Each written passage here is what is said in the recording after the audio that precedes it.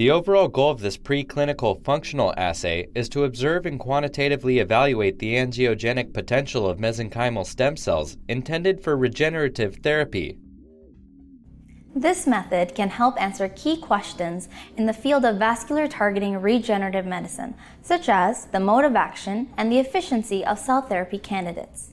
The main advantage of this technique is that it provides key elements of the in vivo environment while providing control and easy assessment characteristics to in vitro assays.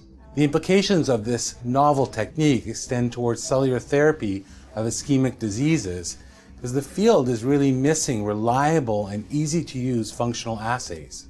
Demonstrating this procedure will be Farwah Iqbal, a PhD student in my laboratory, as well as Peter Szaraz, a research associate in my laboratory.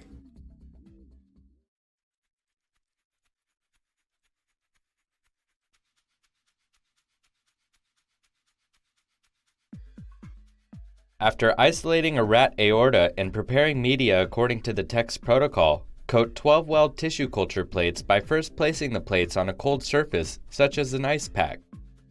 Using refrigerated pipettes, add 200 microliters per well of freshly thawed basal membrane extract, or BME, to the wells of the plates. Then, to avoid uneven polymerization of the BME, quickly swirl the BME to ensure even coating. Place the coated plates into a humidified incubator for 30 minutes. Return the 1000 microliter pipette tips back into the -20°C freezer. To reduce variability between ring units caused by residual tissue, place the aorta in a 10 cm dish with 10 milliliters of fresh HBSS and use 2 sets of forceps to carefully